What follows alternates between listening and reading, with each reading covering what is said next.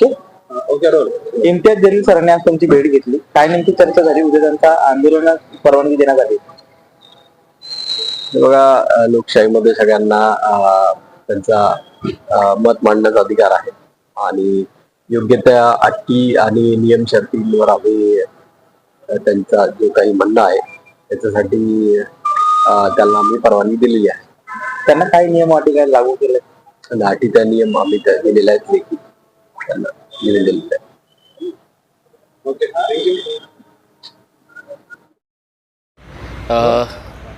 19 जुलाई जुम्मे के दिन यानी कि कल एक आंदोलन हमने ऑर्गेनाइज़ किया था, एक प्रोटेस्ट मीट ऑर्गेनाइज़ की है औरंगाबाद के डिविजनल कमिश्नर ऑफिस के सामने, इस बात का एहतजाज करने के लिए कि जो कोल्हापुर के अंदर जो घटना हुई है, हम कहीं पर भी अतिक्रमण का समर्थन नहीं कर रहे हैं, लेकिन वहाँ से एक 4 किलोमीटर दूरी के ऊपर एक गांव में जाकर जिस तरीक़े से ये गुंडों ने मस्जिद के अंदर जाकर जो आतंक मचाया और उसके बाद मुसलमानों के घरों को निशाना बनाया गया, तो उसकी मजम्मत करने के लिए, उसको कंडेम करने के लिए हमने ये प्रोटेस्ट मीट ऑर्गेनाइज़ की. दोपहर में जब हमने परमिशन के लिए है तो 2 दिन पहले लेटर दिया, तो आज परमिशन कैंसिल कर दी गई थी. फिर हमारी मीटिंग हुई डीसीपी नितिन बगाटे साहब के साथ, दूसरे वरिष्ठ अधिकारियों के साथ, और हमने उनको ये बताया कि साहब, जमहूरियत के अंदर अगर हम लोकशाही तरीके से, अगर शांतिपूर्ण तरीके से अगर ये आंदोलन करना चाह रहे हैं तो उसको क्यों रोका जा रहा है करके. और हमने उनको बताया कि पीसफुल प्रोटेस्ट रहेगा, हम जाके मेमोरेंडम डिविजनल कमिश्नर साहब को देंगे और इस घटना की हम निंदा करेंगे और जो भी एक्शन जिसके ऊपर भी होना है वो लिया जाना चाहिए करके. फिर अभी कुछ देर पहले मुझे पुलिस कमिश्नर ऑफिस से फ़ोन आया था. यहाँ पर पुलिस कमिश्नर पवार साहब और दोनों डीसीपीज़ यहाँ पर थे, उनके साथ चर्चा हुई.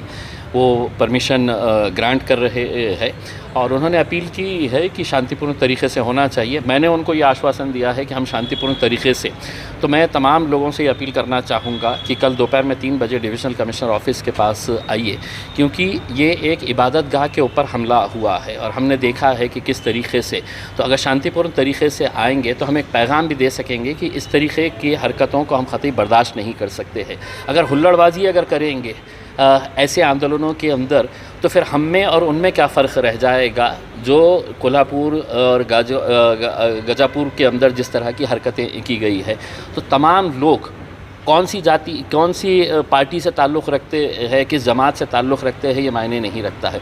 अगर आपको तकलीफ़ हुई है वो वीडियोज़ देखकर, वो फ़ोटोग्राफ्स देखकर कि किस तरीके से मस्जिद के अंदर है तो ये नंगा नाच चल रहा था करके, तो आप भी वहाँ पर आइए और अपना एहतजाज दर्ज कराइए.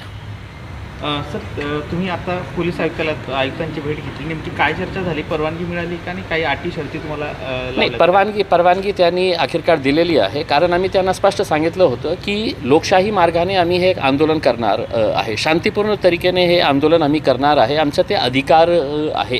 कारण जी घटना कोल्हापूरमध्ये घडली आहे त्याचा निषेध करण्यासाठी आम्ही पूर्ण महाराष्ट्रामध्ये हे एक आवाहन केलं होतं की सगळ्यांनी फ्रायडेच्या दिवशी दुपारी 3 वाजता हे एक आंदोलन करून आपलं निवेदन सरकारला पाठवा की अशा प्रकारचे गोष्टी कुठेही होत असेल तर त्याचं आम्ही समर्थन करणार नाही, त्याचा विरोध करणार आहे. आम्ही रितसर जेव्हा परवानगीचे ॲप्लिकेशन केलं तर त्यांनी ते कॅन्सल केलं. दुपारी आमची मीटिंग झाली, मग दुपारी डीसीपी नितिन बगाटे साहेबसोबत आणि दुसरे वरिष्ठ अधिकारी होते आणि त्यांना सांगितलं आम्ही की अशी का आहे की आम्ही लोकशाही मार्गाने शांतिपूर्ण तरीकेने आमचं आंदोलन आम्ही करू शकत नाही करके.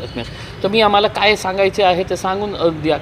थोड्या वेळापूर्वी मला फोन आला होता की कमिशनर साहेब आणि दोघं DCPs जे आहे ते बसलेले आहे, चर्चा झाली आणि ते फायनली ते परमिशन ग्रांट केलेले आहे.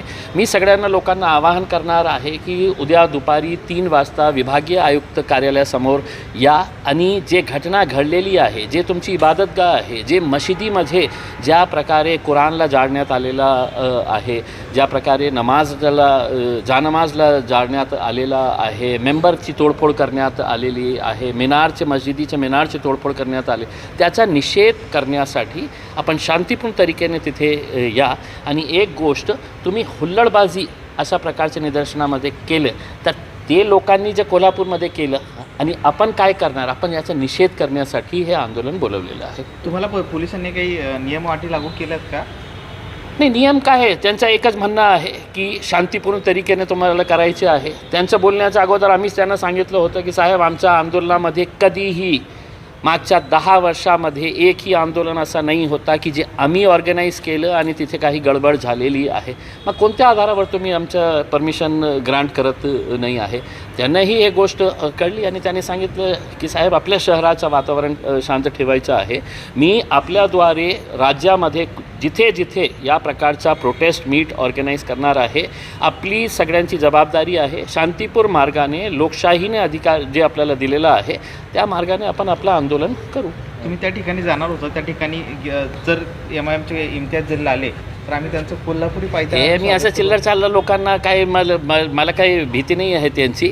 फक्त कोल्हापूरची पोलिसांनी मला विनंती केली होती. कोल्हापूरचे सगळे वरिष्ठ अधिकाऱ्यांनी पोलिसांनी मला कॉल करून हे विनंती केली होती की साहेब, इकडचं वातावरण जे आहे ते आता खूप वोलटाईल आहे, तर आपण नाही आले. तर मी ती जबाबदारी स्वीकारून मी त्यांना म्हटलं होतं की साहेब, मी 19 तारखेला आमचं आंदोलन इथेच करणार आहे. मी तसंही म्हणजे 19 तारखेला कोल्हापूरला जाणार नाही होतो. फक्त त्यांना अंग्रेजीमध्ये लिहिलं होतं आणि ते जे प्रवृत्तीचे लोक आहे, गुंड प्रवृत्तीचे, त्यांना अंग्रेजी कळले नसेल म्हणून ते इम्तियाज जलील येणार आणि आलं तर आम्ही हे करणार ते करणार करके. मी त्यांच्या असं भपक्याला काही घाबरत नाही आहे. माझी जबाबदारी म्हणून मी तिथे जाणार नाही आहे. आता मी तिथे येऊ नये याच्यासाठी तुम्ही हे करता की इम्तियाज जलील नाही यायला पाहिजे. मग अजित पवार साहेब आज तिथे गेले. काय तुमचे ते वडील आहे का अजित पवार? तुमचे कोण आहे? तुमचे बाप आहे का? की तिथे येऊ शकतं, इम्तियाज जलील येऊ शकत नाही? म्हणजे कोणत्या आधारावर तुम्ही मला हे सांगता की नाही इम्तियाज जलील नको यायला पाहिजे? Thank you sir.